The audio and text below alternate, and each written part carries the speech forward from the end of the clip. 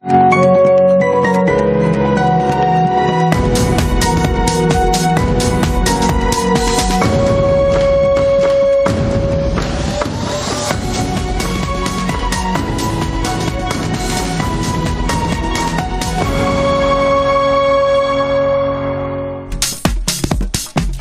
Niti Farhana Abdul Hamid dan inilah berita utama hari ini. NTUC lancarkan siri inisiatif baharu kecerdasan buatan bagi para anggotanya dakapi AI. Dr. Faisal Ibrahim seru masyarakat Melayu Islam manfaatkan segala bantuan dan sokongan daripada Belanjawan 2026. Bazar Ramadan Gemilang Kampung Gelam dilancarkan secara rasmi hari ini.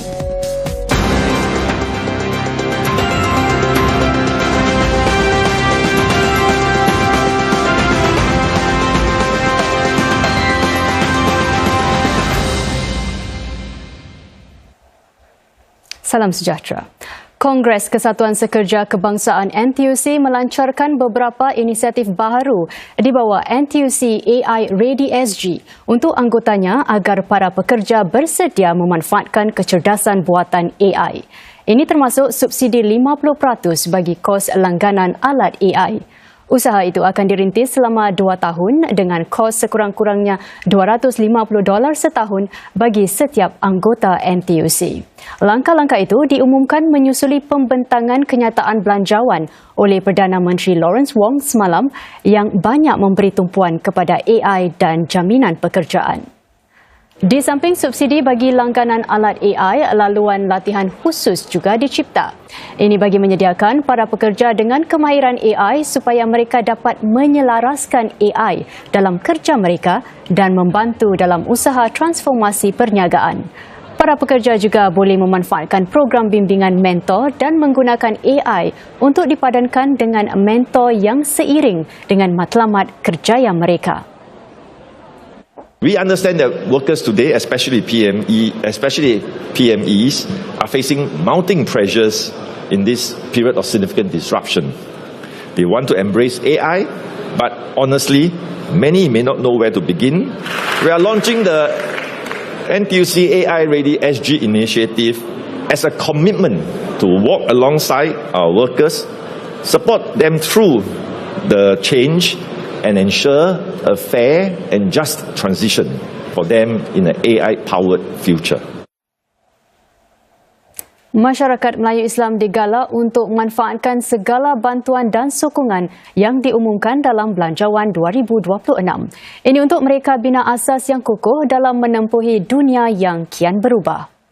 Pemangku Menteri Bertanggungjawab bagi Ehwal Masyarakat Islam Dr. Faisal Ibrahim berkata beliau enggan melihat masyarakat ketinggalan dalam merebut peluang mendakapi kecerdasan buatan atau AI. Dalam usaha negara meneroka peluang dan laluan baharu untuk harungi keadaan dunia yang kian mencabar, masyarakat Melayu Islam juga diseru untuk proaktif rebut peluang yang tersedia untuk bertingkatkan diri dan kemahiran baharu. Ini lebih-lebih lagi menerusi sokongan, insentif dan bantuan yang diumumkan dalam Belanjawan tahun ini. Inilah peluang untuk kita membina asas yang lebih kukuh sambil mengekalkan jati diri dan akar budaya kita dalam usaha untuk menjadi versi terbaik dari kita di setiap peringkat kehidupan kita. Di samping itu, Dr. Faisal juga menyifatkan belanjawan kali ini sebagai cerminan kepada keprihatinan rakyat Singapura seperti isu pekerjaan dan kos sara hidup. Kos sara hidup meningkat, persaingan semakin sengit, teknologi berkembang pesat dan kalau kita lihat lanskap geopolitik semakin berubah. Justru kita perlu menyegarkan strategi ekonomi dan mengukuhkan kontrak sosial itu yang kita hidup bersama. Saya gembira dengan belanjawan ini, ia dengan secara ringkas dan juga dengan keprihatinannya mahu menangani kebimbangan seharian ini secara langsung lah. Jika saya boleh ringkaskan belanjawan ini, ia bak kita menyemai dari awal dan terus menyuburkan sawah. Dr. Faisal juga menarik perhatian kepada usaha untuk memasyarakatkan kecerdasan buatan yang menjadi tumpuan utama dalam Belanjawan 2026. Saya menyokonglah usaha untuk memperkukuh keupayaan AI di peringkat nasional. Pemerintah melihat AI sebagai satu kelebihan strategik untuk negara. Saya tidak mahu masyarakat kita ketinggalan dalam aspek ini. Kerana AI ini adalah satu laluan daripada banyak-banyak laluan dalam penggunaan teknologi, dan ia adalah satu aliran yang sangat pesat. Pemerintah boleh memasyarakatkan AI kepada semua lapisan masyarakat. Dr. Faisal menyeru masyarakat agar terlibat secara aktif dalam inisiatif yang dijalankan oleh Pertubuhan Melayu Islam seperti Mendaki, AMP dan PPIS yang saling melengkapi usaha pemerintah. Usaha-usaha itu memastikan penerapan AI dilakukan secara inklusif dan merangkumi semua dalam usaha membantu masyarakat memanfaatkan teknologi dalam pembangunan kerjaya, perniagaan dan kehidupan seharian. Peranan Pertubuhan Melayu Islam dianggap penting di samping usaha pemerintah dan kesatuan sekerja untuk mempertingkatkan kemahiran para pekerja termasuk dalam bidang AI. Ini ditekankan para AP Melayu Islam lain yang ditemui. Kita akan mendapat bantuan dari segi bagaimana mereka boleh meningkatkan diri mereka, dari segi kemahiran mereka tentang AI, dan lebih banyak landasan untuk kesatuan seumpamanya kesatuan pekerja-pekerja serta MMO untuk bekerjasama untuk meningkatkan lagi kemahiran pekerja-pekerja kita. Mereka yakin langkah-langkah yang diketengahkan dalam Belanjawan 2026 jika dimanfaatkan sepenuhnya oleh para pekerja dapat membantu pekerja menyesuaikan diri dalam menghadapi cabaran masa depan. Ini termasuk penggabungan Agensi Tenaga Kerja Singapura dan Skills Future Singapura sebagai sebuah lembaga berkanun baharu. Gabungan itu akan berfungsi sebagai pusat sehenti bagi latihan kemahiran dan panduan kerjaya antara lainnya. Saya yakin bahawa boleh lagi kita perhalusi kesinambungan itu bagi warga negara kita dari sekolah ke pekerjaan dan juga sepanjang hayat, dan kita dapat memupuk sifat dan niat untuk mereka terus belajar tidak kira di mana mereka berada, dan pembelajaran ini penting supaya mereka kekal relevan dan kekal yakin atas segala kebolehan mereka baik di bangku sekolah ataupun di tempat kerja. Para pekerja Melayu Islam digalak untuk mempertingkat kemahiran dalam bidang AI menerusi pelbagai inisiatif yang diumumkan dalam Belanjawan 2026. Ini sejajar dengan perubahan pesat lanskap global.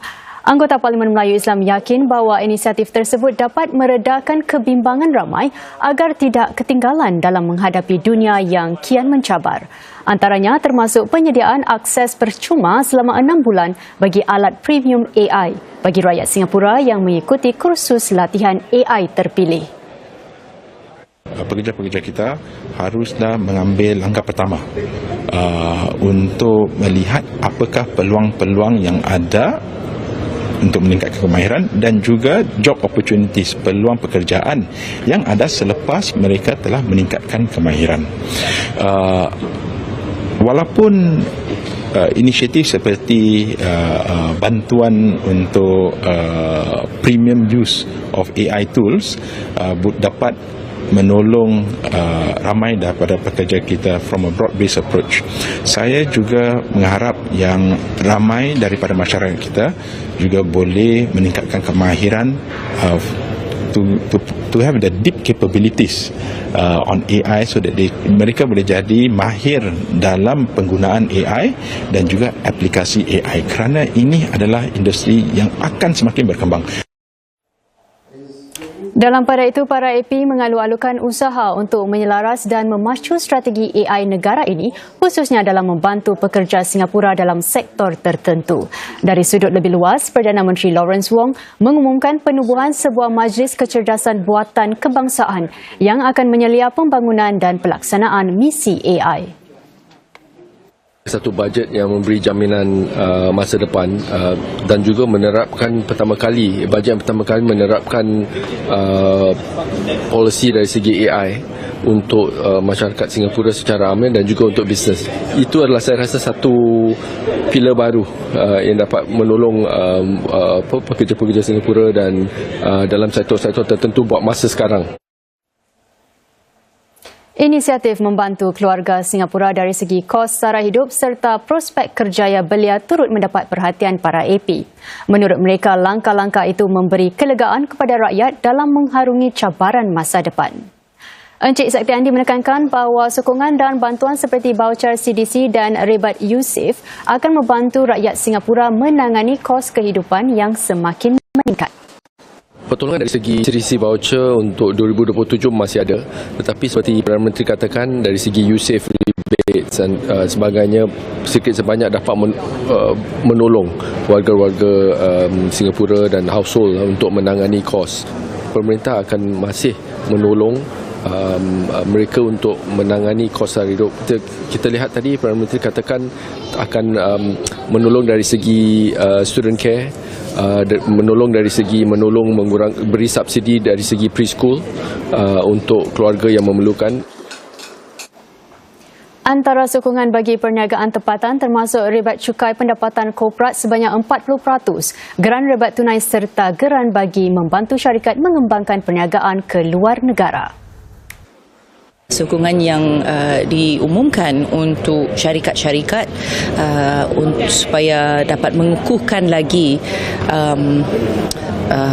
usahawan tempatan adalah satu inisiatif yang penting supaya belia kita lebih berpeluang untuk mencari pekerjaan yang mereka idamkan.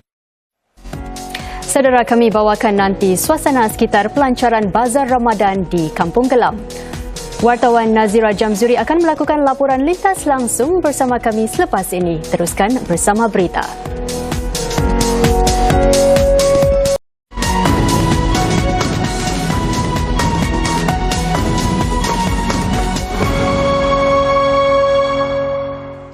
Bertemu kembali. Saudara, Gemilang Kampung Gelam dilancarkan secara rasmi hari ini dan akan berlangsung selama 33 hari.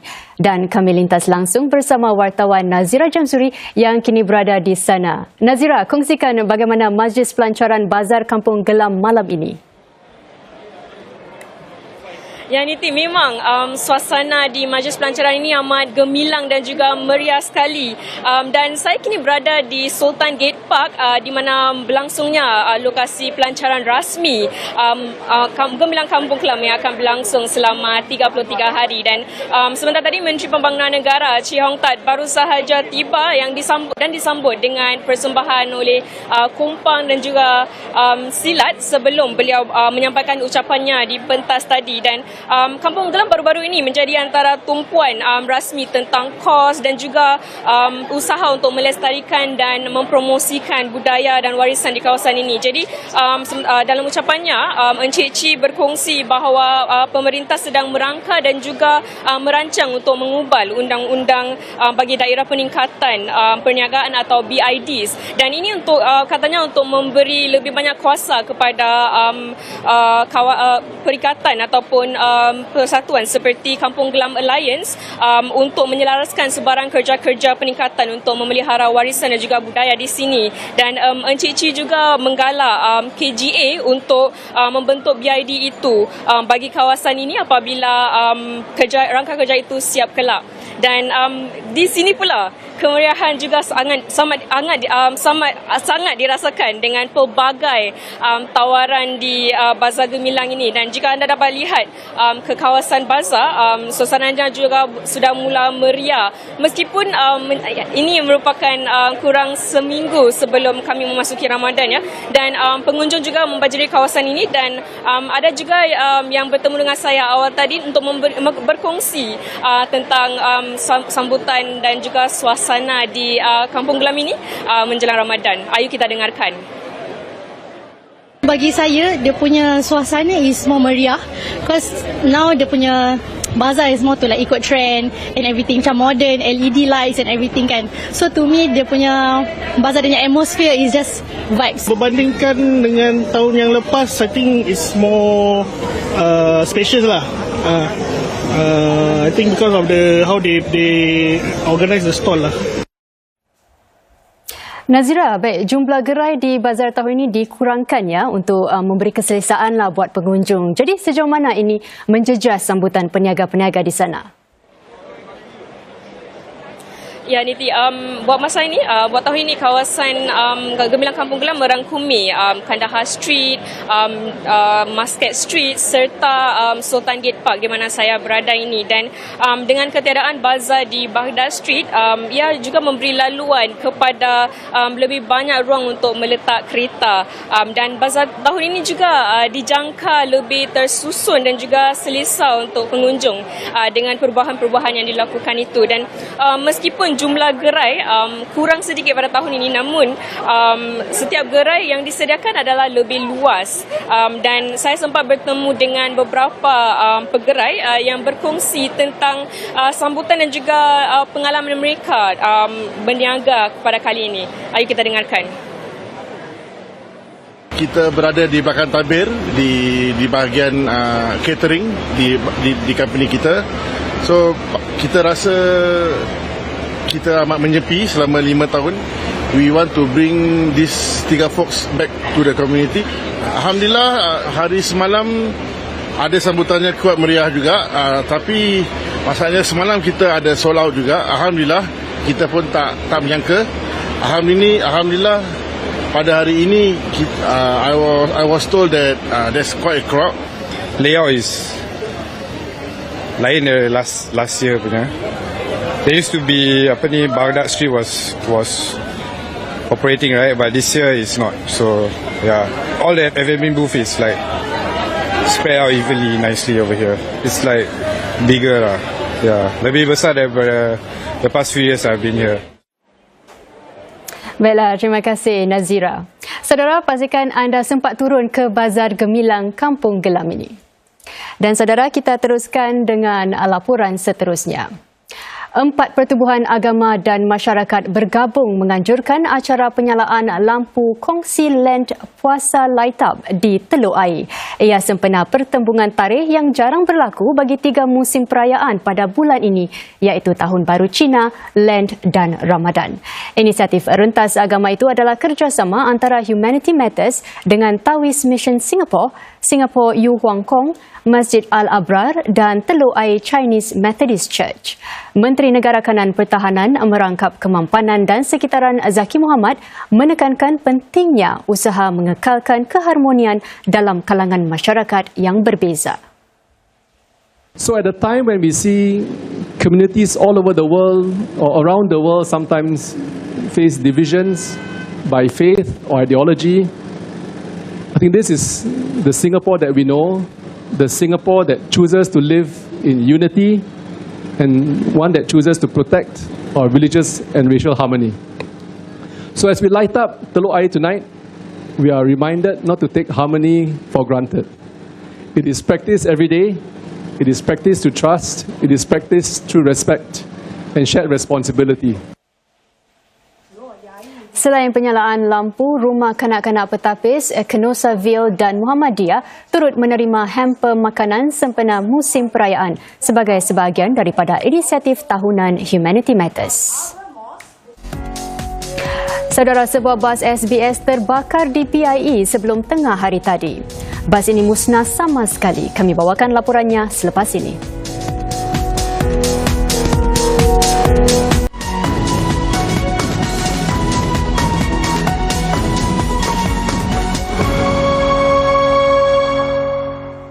Bertemu kembali. Penutupan khidmat MRT mungkin akan berjalan lebih lama bagi laluan Timur Laut NEL apabila pihak berkuasa melakukan peningkatan ke atas sistem bekalan tenaga bermula tahun ini. Ini merupakan antara saranan-saranan yang dibentangkan pasukan bertindak keandalan rel yang sudah diterima oleh pemerintah. Bidang-bidang yang akan diberi keutamaan ialah penggantian sistem tenaga, sistem isyarat dan sistem kereta api. Menurut penguasa pengangkutan darat LTA, SMRT dan SBS Transit, kegagalan besar dalam sistem-sistem itu akan membawa kesan langsung dan besar kepada para penumpang. Lantaran itulah, pembaharuan sistem bekalan tenaga NEL akan dipercepat kepada tahun ini. Pasukan bertindak itu juga menyarankan penutupan sehari penuh demi mempercepat kerja-kerja peningkatan. LTA bagaimanapun tidak menyatakan sama ada ini akan dilaksanakan walaupun tempoh masa lebih panjang bagi penutupan khidmat akan diperlukan. Sebuah bas SBS terbakar di PIE ke arah Tuas sebelum jalan susur keluar Clementi Road siang tadi. Api dilihat menjilat keseluruhan bas ini.